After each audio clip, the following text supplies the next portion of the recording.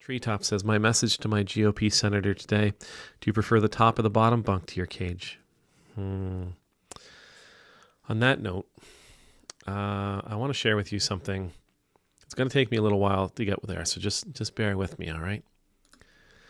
So Father James Martin tweeted, X'd. If you're not following Father James, you should. He's pretty awesome. Anyway, he shows this picture of Trump and DeSantis and Kristi Noem, and they're all having a good laugh. They're all having a good laugh as they stand inside of what is now known as the Alligator Alcatraz. Now, Martin says, laughing in front of cages designed to hold migrants and refugees, many of whom came to this country fleeing extreme violence and poverty, and hoping to raise their children in a more compassionate country, and many of whom followed in the legal procedures to enter the country. Now, he continues, but I'm just going to leave it there for now, because it's this picture. It's this picture that irks me. I'd love to be able to say, oh my God, they're in a brand new prison that's going to hold people who were looking for a better life. We're not talking the worst of the worst criminals. We're not talking about people that if you remove them from the streets, that community gets safer. We're talking about people who are part of the community, who desire the community to be safe and prosperous. We're talking about people who, some of whom, as Father Martin mentions, they went through all the legal process. Some of whom are in the middle of the legal process. Some of whom are undocumented, which isn't considered a felony. It's certainly not considered 30 plus felonies, but it's not considered a felony. I think it's a civil issue.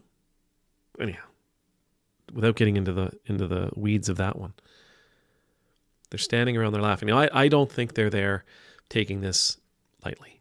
My guess would be Trump said something that he thinks is funny, and they know their responsibility, which is to laugh hysterically. Because if they don't laugh hysterically, they'll end up getting in trouble because they're not showing great leader enough love, enough support. They're not reminding him of just how incredibly funny he is. But they are in this new facility. They're standing in front of chain link fence, behind which are double bunks. Hundreds of them. And the laughter is inappropriate. The joke, for what it's worth, would be inappropriate. Prisons are a visual representation of the failure of a society. The more prisoners you have, the more prisons you have, the more we are reminded that we're on the wrong track. Now, I know well, no, this is about, but people have to obey the law. This is about law-abiding citizens being protected from criminals. There's a reason there's criminals. And if all we're going to do is put people away instead of dealing with the reasons there are criminals, then we are failing. I don't know why that's difficult to comprehend for some.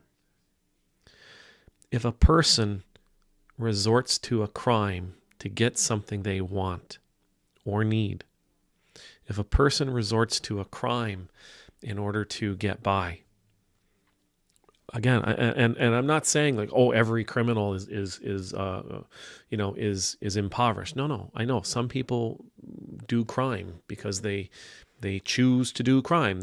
Some people do it because they're greedy. Some people do it because they want to mislead a population. Some people do it because they don't want to get found out in some kind of skeezy affair that they might have had. There's all kinds of reasons people commit crimes. But if we are smart, if we're a healthy society, we don't just punish. We explore the reasons why people commit crimes, and we work to alleviate those causes, those concerns. If, for example, a person is stealing because they're hungry, let's feed them instead of putting them in jail.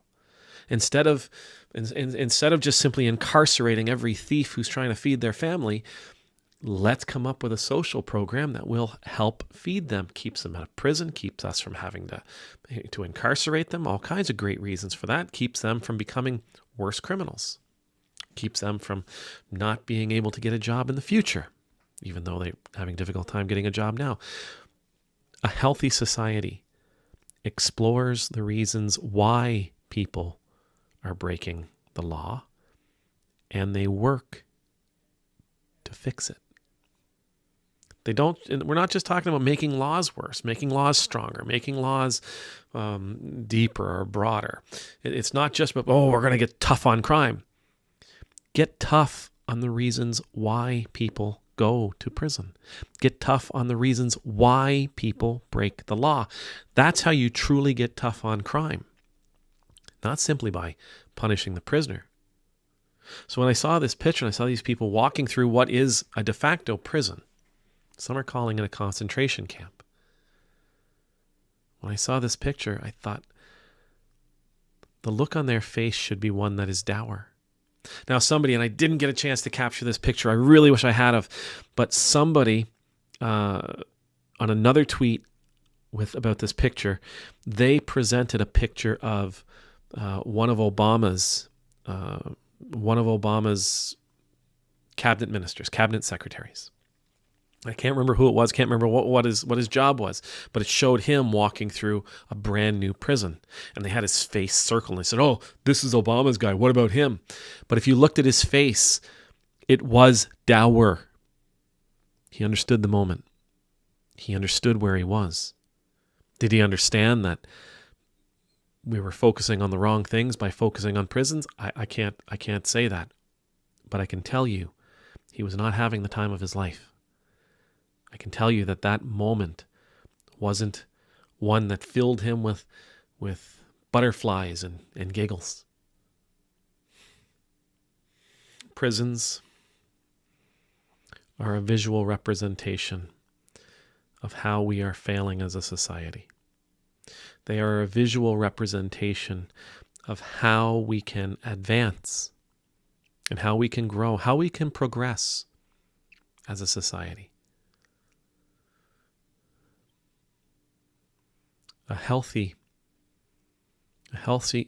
society understands this. And to get tough on crime, they get tough on the reasons why people commit crime. I pray we will do the same. I pray we will learn this lesson and that we will do the same. What's the expression? An ounce of prevention? Amen.